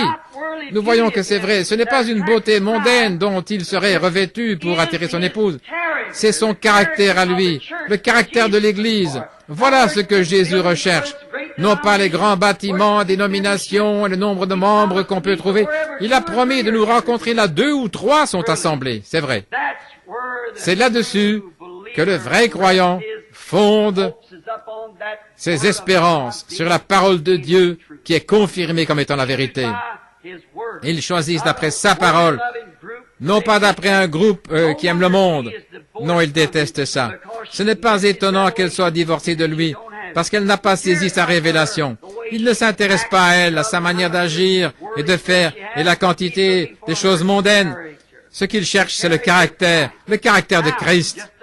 Maintenant, encore un moment. Il choisit une épouse pour refléter son caractère. C'est là que les églises modernes aujourd'hui passent certainement 1 million de kilomètres à côté, parce qu'elles nient que ceci est la vérité. Ainsi, comment serait-ce possible? Maintenant, il attend le jour où cette épouse sera formée. Hébreux 13:8, exactement comme cela a été, comme lui a été, il faut qu'elle soit pareille à lui, même chair, même os, même esprit, pareil en tout, formés de la même façon, et c'est alors que les deux deviennent un. Tant que l'Église ne sera pas comme ça, ils ne sont pas un. Son caractère à lui, la parole pour cet âge-ci, doit être façonnée. Elle doit être façonnée pour être comme lui. Maintenant, en terminant, je vais vous dire pour quelle raison je dis ces choses. Après quoi je terminerai. L'autre nuit, vers 3 heures du matin, j'ai été réveillé.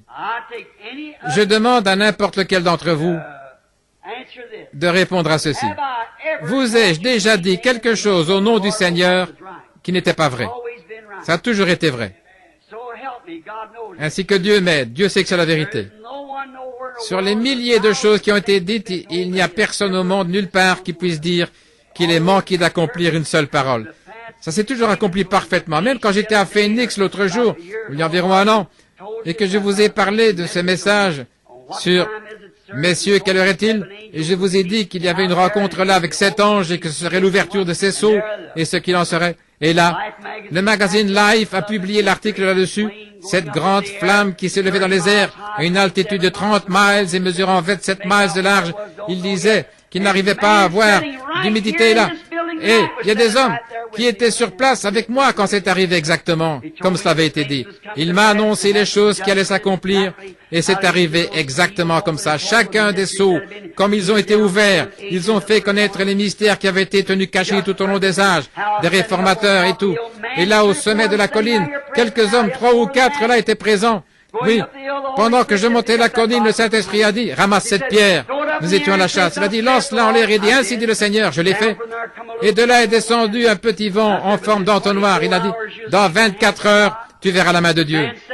Ces hommes sont assis ici à ce moment-là. Le lendemain, vers 10 heures, alors que je me tenais là, j'ai dit, préparez-vous, allez vous mettre à l'abri, là. Quelque chose va arriver. Le ciel était clair, dans un grand canyon. C'est alors qu'un feu tourbillonnant est descendu du ciel. Il a claqué très fort, il a frappé les parois du canyon. J'étais là en dessous. J'ai ôté mon chapeau et j'ai regardé là. 3 ou 4 pieds au-dessus de moi, et il a ouvert une tranchée tout autour de cette paroi, comme ça, il y a eu une déflagration, puis il est remonté dans les airs, il a tourbillonné de nouveau, il est redescendu 3 fois, il a même coupé le sommet des buissons, là où nous étions. Et vous entendez ces hommes qui disent Amen, ils étaient là. Et il y a eu 3 déflagrations. Et quand ils sont ressortis là, de dessous les voitures, et qu'ils sont revenus vers moi, ils ont dit, si ça vous avait frappé, il ne serait même pas resté une tache d'huile, voyez-vous. C'était lui, il me parlait. Dieu parle par un tourbillon. C'est la même colonne de feu que vous voyez sur cette photo. Et quand elle est montée, qu'est-ce que c'est? J'ai dit, le jugement frappe la côte ouest. 2 jours plus tard, l'Alaska a failli être englouti. Ça a frappé là, une fois, le premier coup. Ce qu'il faut faire, c'est pour le symboliser. Voyez-vous, l'homme qui a mis du sel dans un vase, puis l'a jeté dans l'eau et a dit ainsi dit le Seigneur, qu'il y ait de l'eau douce. Et un autre exemple, c'est Jésus qui a pris de l'eau, l'a versé dans une cruche et en a fait du vin. Il vous faut quelque chose pour le symboliser. C'était ça. Quelque chose qui est monté dans les airs et qui est redescendu. C'est ce qui a déclenché ce petit tourbillon. Moins de 24 heures après, ça a secoué cette montagne si bien que ça a ouvert une tranchée tout autour. Voyez-vous, Monsieur Blair était là. Et ils ont ramassé quelques cailloux, là, quelques morceaux. Et frère Sothman et Billy Paul, ils ont arraché de ces morceaux-là. Voyez-vous, ce n'est pas de la fiction. Ce n'est pas de la fiction, c'est la vérité. Ça ne s'est pas passé autrefois au jour de la Bible, c'était maintenant.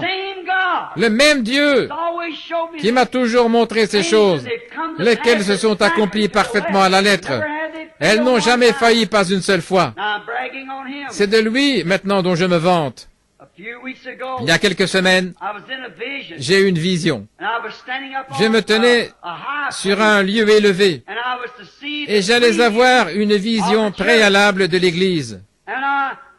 Et j'ai remarqué, je me tenais plutôt comme ceci, tourné vers l'ouest, et venant de cette direction-ci, s'avançait le beau groupe de femmes.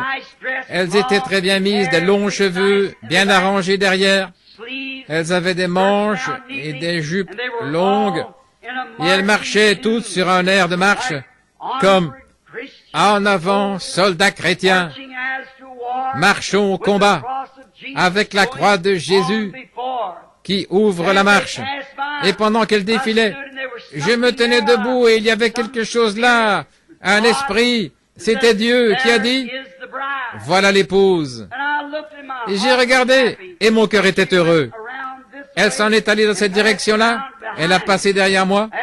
Après un moment, quand elle est revenue dans cette direction-ci, il a dit, maintenant, l'église moderne va défiler. Et voici l'église d'Asie qui s'avance. Je n'avais jamais vu une bande de femmes aussi dégoûtantes. Et les autres églises, différentes nations, elles étaient horribles à voir. Et je dis ceci, parce que c'est mon devoir envers Dieu de dire la vérité. Et quand il a dit, voici maintenant l'église d'Amérique qui va défiler. Si jamais j'ai vu une bande de démons, c'était ça. Ces femmes étaient complètement nues, avec une espèce de chose grisâtre là, de la couleur d'une peau d'éléphant, et elles tenaient ça devant elles, et en haut, il n'y avait rien du tout. Et elles faisaient cette sorte de truc, ces danses comme les jeunes, le twist et ces choses-là, accompagnées par ce genre de musique. Et quand j'ai vu Miss USA s'avancer, j'ai failli m'évanouir. Maintenant, ceci est ainsi dit le Seigneur. Vous croyez que je suis son serviteur, croyez-moi maintenant. Je ne dirai ça pour rien au monde. Il n'y a pas assez d'argent dans le monde entier pour me faire dire cela si ce n'était pas vrai.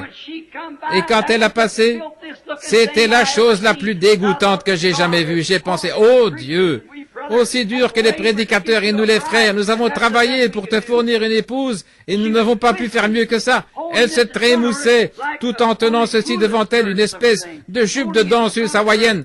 Elle tenait ça devant ses parties, là, le parti du bas comme ceci, en dansant et en se trémoussant, comme le font les jeunes ici, dans ces émissions vulgaires là qu'on a, où ils se trémoussent.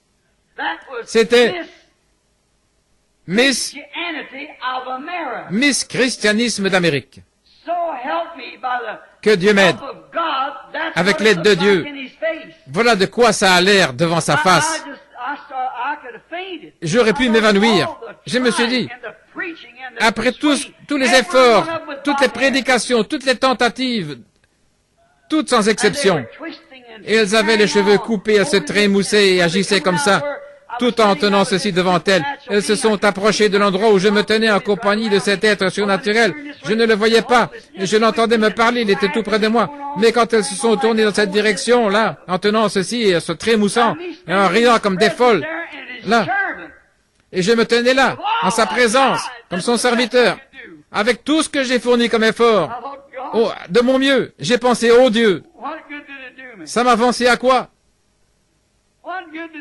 Ça a servi à quoi? Tous les pleurs, toutes les supplications, toutes les tentatives de persuasion, et tous les grands signes, les prodiges et les miracles que tu as opérés. Et moi, je rentrais à la maison et je pleurais. À quoi bon tout ça? Et puis, te présenter quelque chose comme ça comme épouse. Et comme j'étais là en train de regarder, elle a défilé.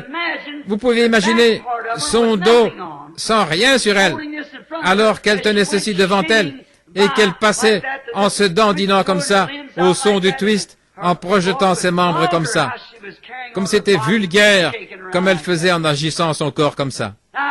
Maintenant, vous me direz, qu'est-ce que ça veut dire, frère Branham? Je ne sais pas. Je vous dis ce que j'ai vu, c'est tout. Et quand elle est passée près de moi comme ça, je l'ai regardée.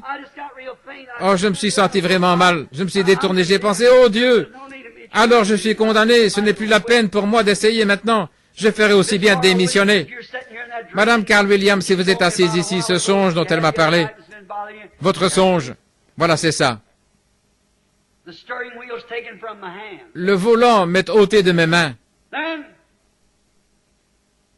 Alors, je pensais, je ferais tout aussi bien d'oublier ça. Pour moi, c'était fini. Et puis tout à coup, je l'ai entendu revenir. Et de ce côté-ci, c'est avancé cette même épouse qui était partie dans cette direction-là. Ces jeunes femmes sont revenues. Et chacune était vêtue du costume national du pays d'où elle venait, comme la Suisse, l'Allemagne et ainsi de suite. Chacune portait cette sorte de costume. Elles avaient toutes de longs cheveux exactement comme celles du début. Et les voici qui venaient en marchant. En avant, soldats chrétiens, marchons au combat.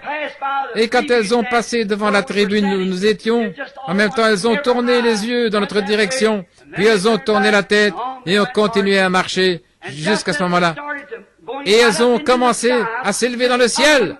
L'autre est allée sur le bord d'une colline et est descendue comme ça.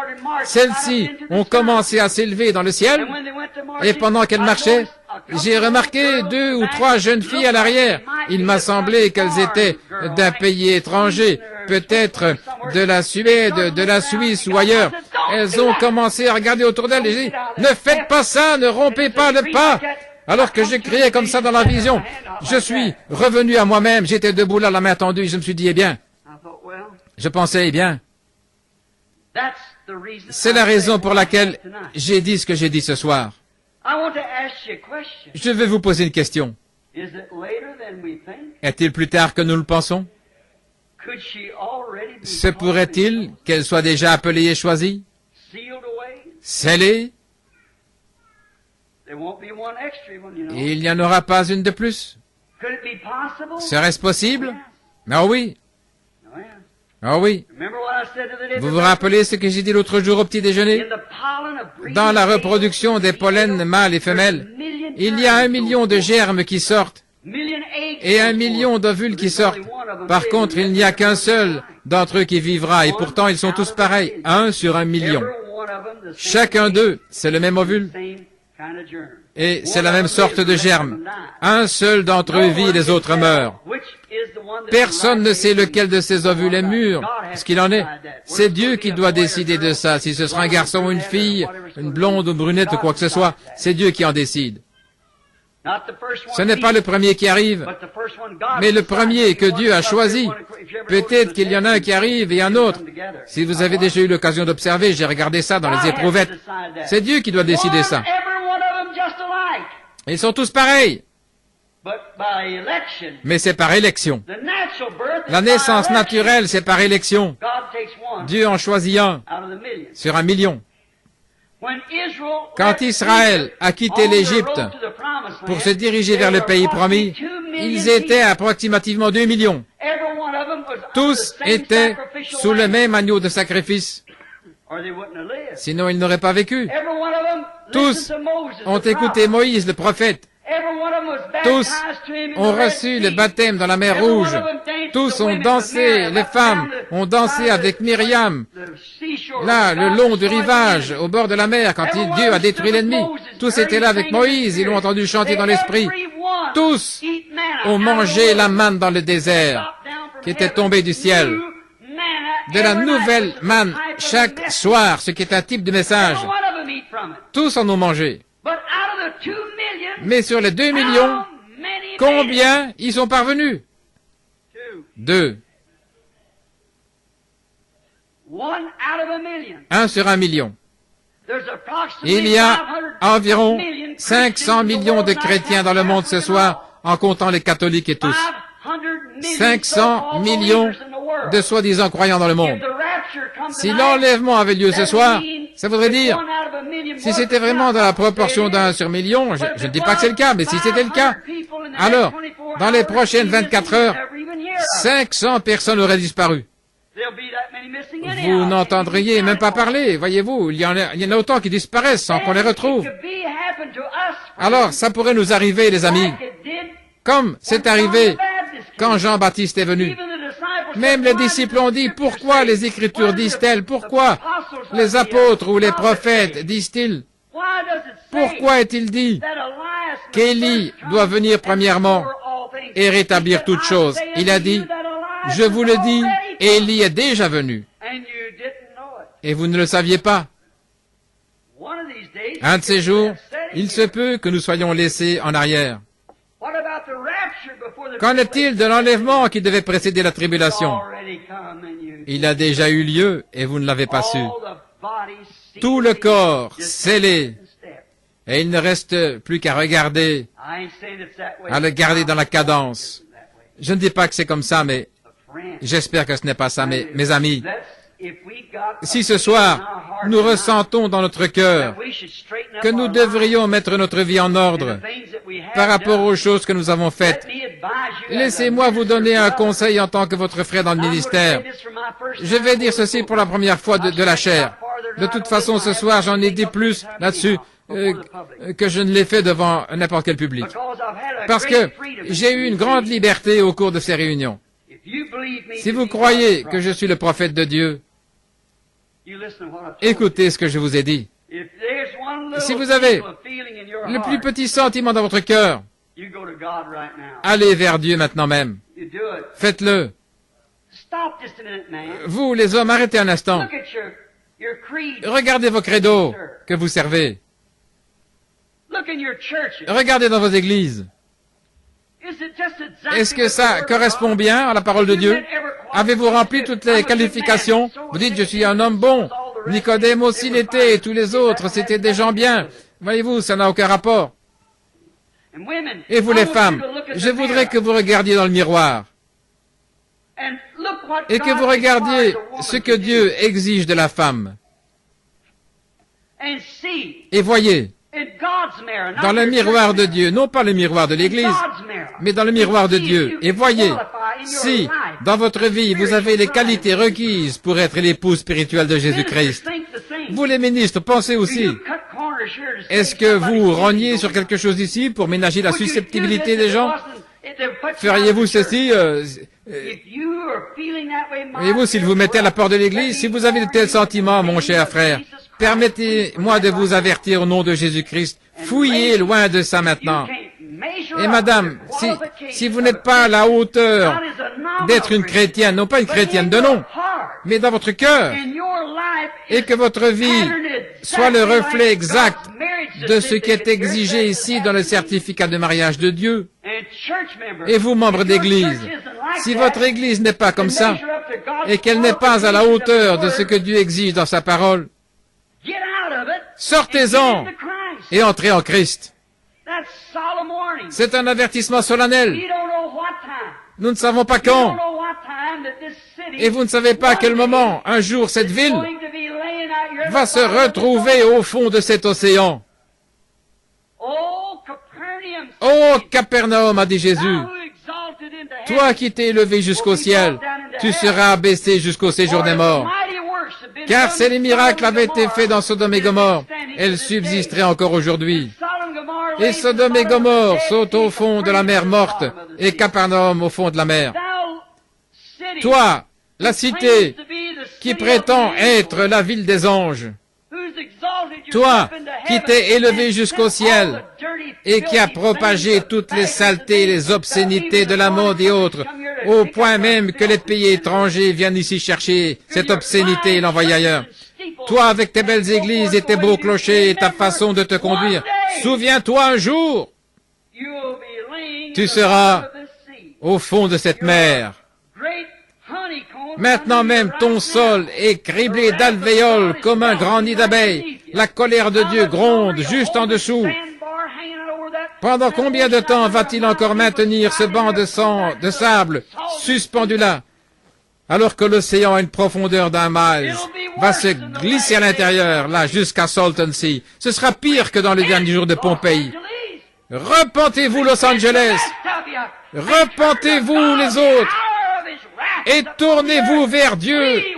L'heure de sa colère est venue sur la terre. Fuyez pendant qu'il est encore temps de fuir et entrez en Christ. Prions, cher Dieu. Alors que mon esprit est secoué, mon cœur laisse couler des larmes d'avertissement. Oh Dieu, accorde que les hommes et les femmes ne prennent pas ce que j'ai dit pour une plaisanterie et que les gens qui vont à l'église ne le considèrent pas comme un parti pris ou quelque chose contre eux. Puissent-ils voir, Seigneur, que c'est par amour. Tu m'en es témoin, Dieu Tout-Puissant. J'ai parcouru cette côte de haut en bas, année après année, en proclamant ta parole. Sois mon témoin, ô Dieu. Si ça devait arriver ce soir, j'ai dit la vérité. Tu sais que cette vision de l'épouse est la vérité. J'y ai associé ton nom, Seigneur, en disant que c'était ainsi dit le Seigneur. Et il me semble bien, Seigneur, j'en suis conscient de ce que je fais. Alors je te prie, Seigneur, au nom de Jésus, fais que les gens se secouent ce soir et qu'ils fuient la colère à venir. Car Ichabod est écrit sur les portes et sur les nations. Une marque noire est apposée sur elles. L'Esprit de Dieu est attristé et s'en est allé. Et ils ont été pesés dans la balance et trouvés légers. Le festin du roi Nebuchadnezzar s'est répété de nouveau avec des beuveries et des femmes à moitié nues qui se disent chrétiennes. Ô Dieu du ciel, sois miséricordieux envers un monde pécheur et un peuple pécheur. Seigneur, c'est ce que nous sommes ce soir.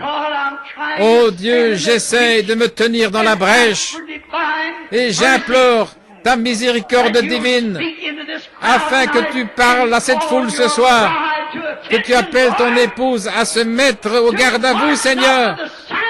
Attention, Seigneur, pour qu'elle marche, non d'après le signe d'un credo ou quelconque, mais d'après le son de l'évangile du Seigneur Jésus-Christ. Accorde-le, Seigneur. Que l'on sache ce soir que tu es Dieu et que ta parole est la vérité. Tandis que solennellement nous sommes devant ces gens, nous les appelons à se mettre attentifs à ta parole. Au nom de Jésus-Christ, je prie pour eux, Seigneur. Ils t'ont vu, sans l'ombre d'un doute, te déplacer dans leurs assemblées et leur dire ce qu'il y avait dans leur cœur. Et tu sais, Seigneur, ce qui est en train de se passer maintenant même. Tu sais que c'est la vérité, ô Dieu. Aussi je te prie, au nom de Jésus, fais que le Saint-Esprit intercède encore une fois, Seigneur, et qu'il attire à lui ceux de cet auditoire qui sont écrits dans le livre de vie de l'agneau. Accorde-le, Seigneur, je prie de tout mon cœur. Ces gens, sur le plan naturel, Seigneur, ils me donneraient leur dernier sou pour soutenir le message. Ils feraient tout ce qu'ils peuvent. Par contre, ô Dieu, quand il s'agit de s'y conformer, de s'y intégrer, je prie, ô Dieu, que ce soir soit celui où tu les récompenseras, où tu répandras ton Saint-Esprit sur cette convention. Que ce ne soit pas un moment de rigolade et de sautillement, mais plutôt un moment de pleurs, de cris, de repentance, où on se saisira des cornes de l'autel en voyant des jugements qui grondent en dessous de nous ce soir. Accorde le Seigneur, je prie, aussi sincèrement que je sais le faire, au nom de Jésus-Christ. Mon frère, ma sœur, je ne sais pas quoi dire de plus. Si j'ai trouvé grâce à vos yeux, par la puissance de Dieu, si vous croyez que je suis son prophète, c'est la toute première fois que je dis ces choses en public, mais je ressens une sorte d'avertissement étrange. Je ne suis pas enclin à ce genre de choses, vous le savez. Ce n'est pas ma manière d'agir. J'ai hésité à prononcer ce message et à dire ces choses. J'ai pris des chemins détournés et tout le reste pour ne pas avoir à le dire, mais cela a été dit.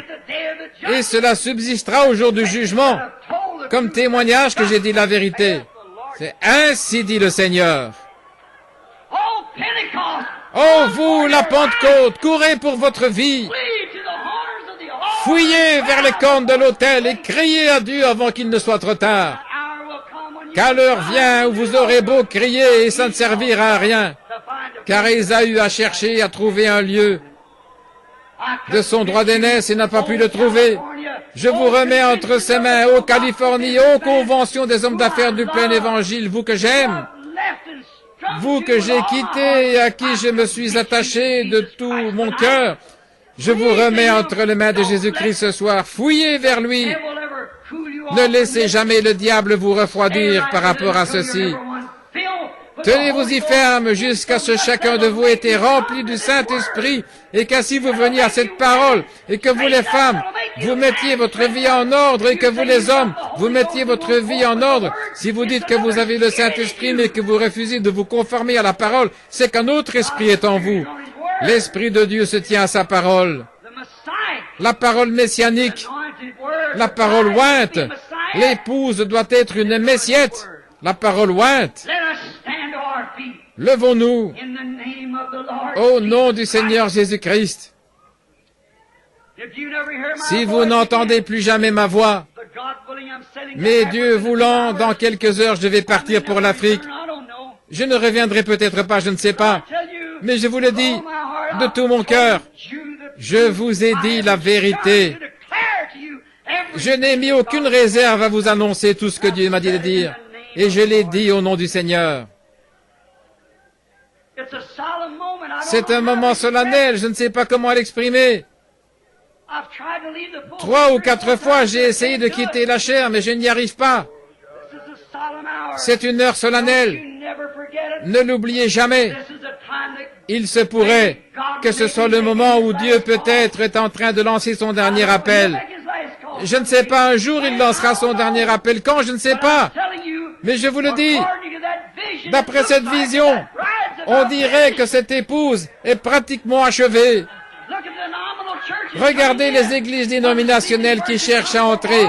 Quand la Vierge endormie est venue chercher de l'huile, elle n'en a pas reçu. L'épouse est entrée. La montée dans l'enlèvement a eu lieu. Pendant qu'elles allaient acheter de l'huile, l'époux arriva. Est-ce que vous dormez? Réveillez-vous rapidement et reprenez vos sens. Et prions chacun au nom du Seigneur, comme si nous allions mourir à cette minute même. Que chacun prie à sa manière. Dieu Tout-Puissant, sois miséricordieux envers nous, Seigneur. Sois miséricordieux envers moi. Sois miséricordieux envers nous tous. Quoi que nous fassions, ça sert à quoi si nous échouons dans ces choses? Je me tiens ici, implorant ta miséricorde, ô Dieu, avant que cette grande ville soit engloutie dans la mer et que les jugements de Dieu balayent cette côte. Je te prie, ô Dieu, d'appeler ton épouse. Je les remets maintenant entre tes mains, au nom de Jésus-Christ. Amen.